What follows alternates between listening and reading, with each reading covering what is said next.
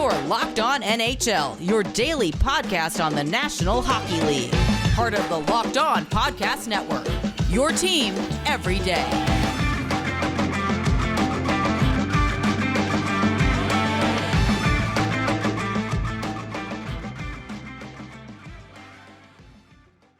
And welcome to another Women's Hockey Spotlight. Erica L. Ayala here, your host of Locked On Kraken and our Locked On NHL Women's Hockey expert.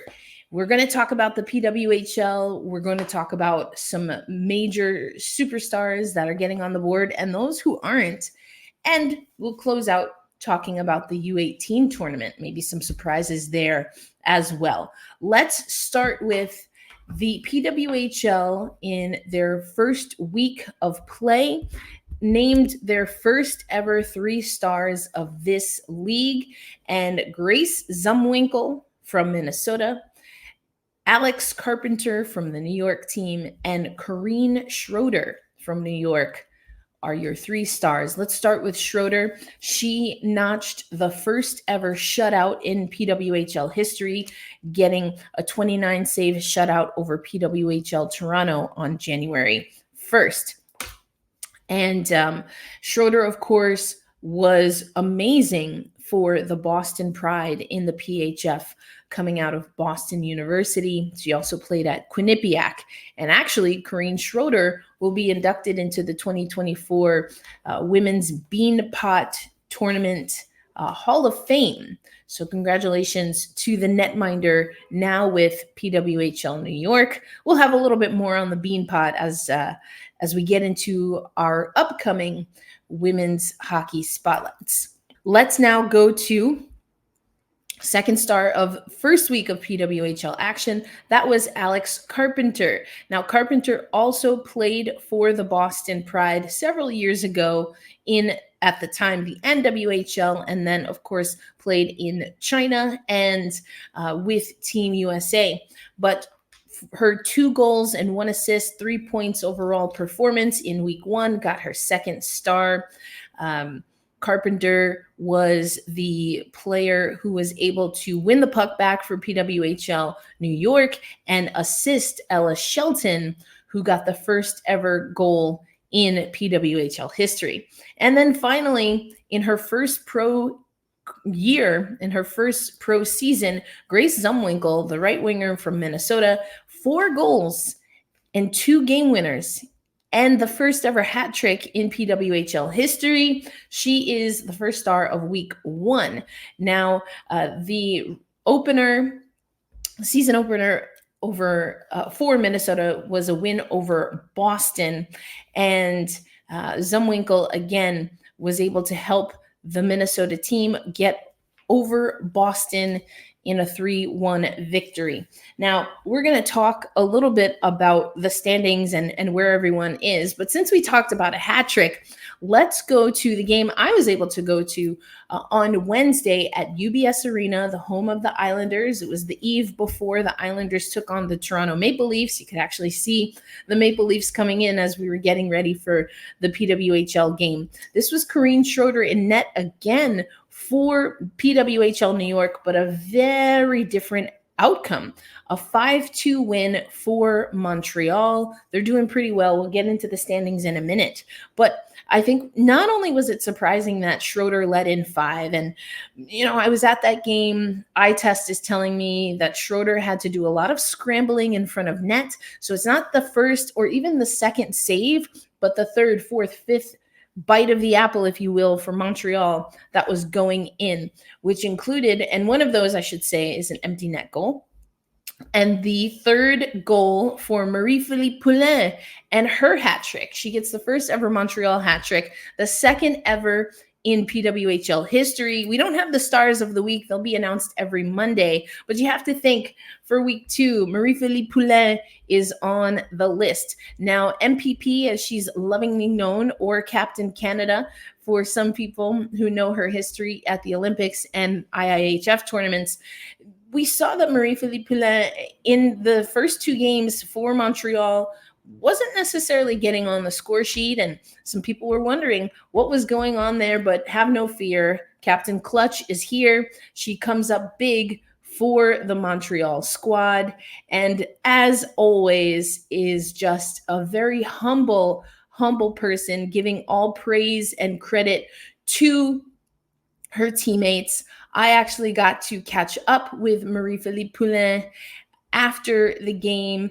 Here's a little taste of her humility and making sure that everyone knows how to say her name. Here's Marie-Philippe Poulin. Why don't we just start with your thoughts about the hat trick? I mean, it was a great win. I think it was fun to come here. Obviously, New York, they have a great team, but we wanted to stick to our way, and we did. And can you also just say your name as you'd like to hear it in media? Okay, Marie-Philippe Poulin. Thank you. I love that little slink down on the on the backdrop there. Marie-Philippe Poulin, very humble hockey player, much in the Canadian way. She's a great person to interview. Right before that clip was provided to us by the Founding Four podcast, part of Black Rosie Media, which is my media company. So, but right before that clip, I was asking her about a conversation she and I had in Beijing.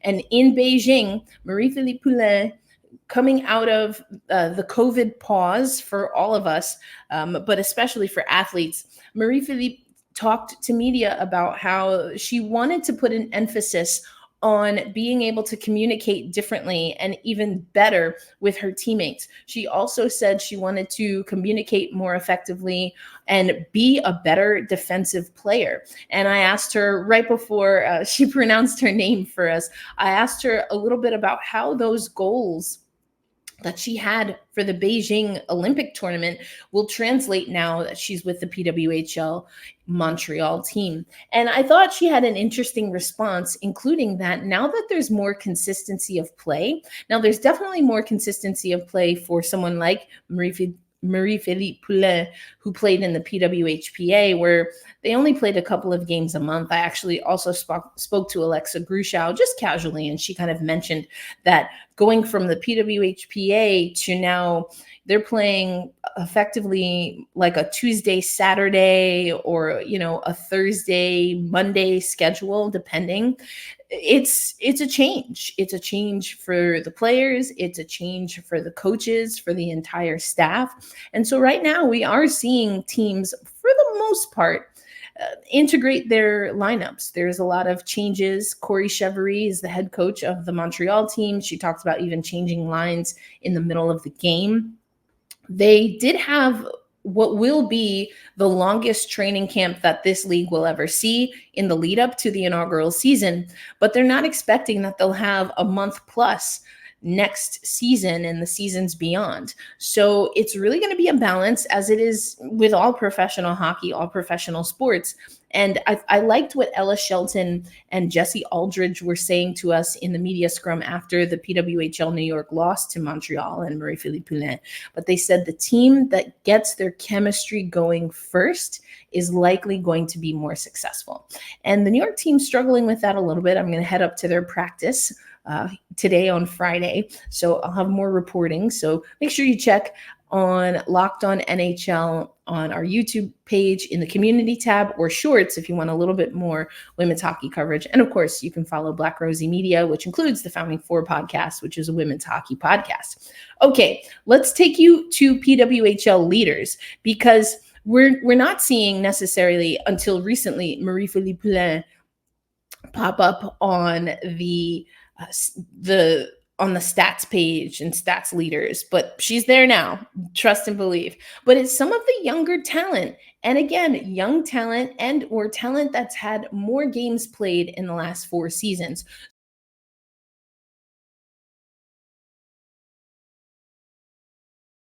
So let's take a look first at the standings. For those who are listening on audio, don't worry, I'll walk you through this. But it's PWHL Minnesota. Now, I talked about Grace Zumwinkle, but also Taylor Heisey, the first overall pick in the PWHL draft, kind of crushing it right now. You can see they're undefeated. They're the only undefeated team remaining in the PWHL, but they have a 3-0 record, and they have 9 goals for.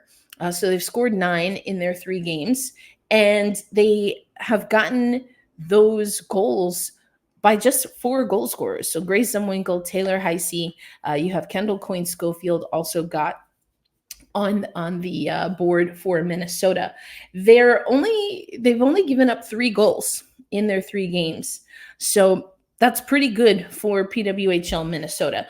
Was wondering on paper if they'd be able to get it together on the defensive side, but so far the offense has been good and goaltending has also been good. So we also then have Montreal, who of course Marie-Philippe Poulin plays for Montreal, and they are 2-1-1-0. And if you are looking at the screen, you can see that the way points are for the PWHL, it's the first is the win column, then you have your overtime win column, then you have your loss column, then you have your overtime loss column. So Montreal, again, 2-1-1-0. They are the only team alongside Minnesota to be at 500. Now you have to take this with a grain of salt because Ottawa and Boston, they had a game that was postponed due to weather, inclement weather in the Northeast. That game has been rescheduled for next month, but it's going to take them a little bit of time to catch up.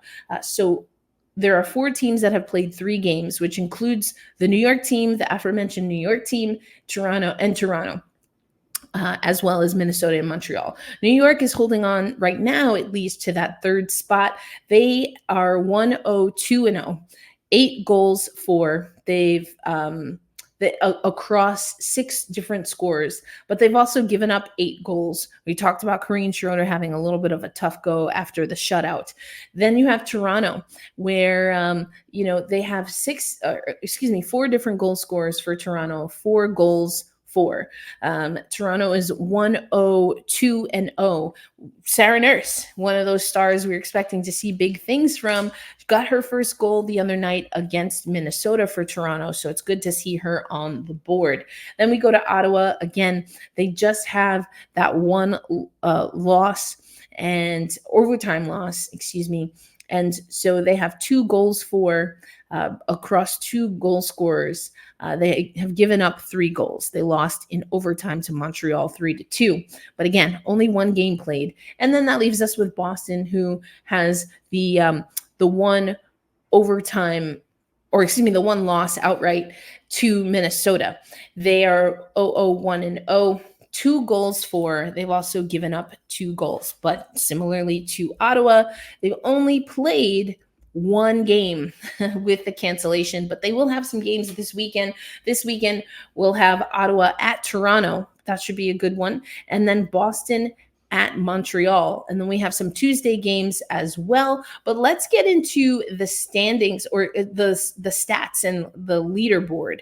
So I want you to take a look just who we're seeing scoring for particular teams. And we have some defenders that are scoring, including Megan Keller. Now, she's known as an offensive defender for USA Hockey, so not surprised to see that she's on the board for Boston in their 1 game, as well as Teresa Schwabsal. She took the title for overall scoring champion, all-time scoring champion at Vermont. And so not surprised to see what she's doing in the PWHL. I want to take you over to Minnesota. Oh, yeah. You see Grace Zumwinkle up there alongside Taylor Heisey. Those 2 rookies coming in hot. They're coming in hot. Let's go. And then Denisa Kryshova, really great player for Team Czechia, as well as for the Minnesota Whitecaps in the PHF. So you'll love to see that there. I mentioned Montreal. Marie-Philippe Poulin now leading in points after being able to get that hat trick. Teresa Vanishova, who had the game-winning goal in overtime over the Minnesota Whitecaps, and her Czechia teammate, Denisa Kryshova, Vanishova got that game-winning goal for the Toronto Six in what ended up being the last ever Isabel Cup championship game. I love to see also Kennedy Marchment. Believe she's playing 3rd line minutes along with Jillian Dempsey, but this is a scorer, so make sure you're watching out for Kennedy Marchment. And so as we close out this episode of the Women's Hockey Spotlight, I want to take you over to IIHF, and I want to take a look at the standings for the U18 tournament happening right now in Switzerland, in Zurich, Switzerland. You have 4 teams that are in the medal rounds or hoping that they can get there. Canada and Team Czechia will face off, and then the US and Finland. So you might say the usual suspects when it comes to Canada, the US, and Finland, but Czechia actually took down Sweden 4-2 in the quarterfinal round to advance to the semifinals and put themselves in position to win a gold or to win a medal, period. Then Canada defeated Switzerland. That was a 6-0 win. Canada's been pretty dominant in this tournament. The United States over Germany 4-0, and Finland over Slovakia. Now, when we take a look at the stats leaders for this tournament, again, just really great play by the Canadians. You'll see that out of the top 5 goal scorers or point scorers, 3 of them are Canadian. Chloe Primerano, Abby Stonehouse, and Caitlin Kramer, all for the Maple Leaf or donning the Maple Leaf. You also have one player from Team Czechia and one player from Team Finland. So no U.S. players, at least when it comes to points overall, which is interesting. And so we know that Team Czechia on the women's side at the senior level, I've already mentioned Vanishova, and I've mentioned Vanishova. I've also mentioned Denisa Kryshova. You have Dominika Lashkova. So we're seeing that they are really showing what they can do. They've played Katerina Mrazova. Also, she's played in the CWHL. She's played in the NWHL. She's played overseas and now is playing in the PWHL. And so you're starting to see, and I love that players at the U18 tournament are being asked about the Women's Pro League, and players from Germany, players from Finland, from Czechia that are playing in this league. And at 18, they have something to aspire to and look forward to. And the great thing about the Sarah Abstriders, the Dominika Lashkovas, but particularly Denisa Kryshova, they've also played in the NCAA, which is the next step for these U18 players. So by the time we do our next Women's Hockey Spotlight, we will have the winner of the U18 tournament and, of course, more PWHL updates. But as always, make sure you follow me. You can follow at Black Rosie Media or listen to the Locked On Kraken podcast. But now let me take you back over to Rachel and Gil.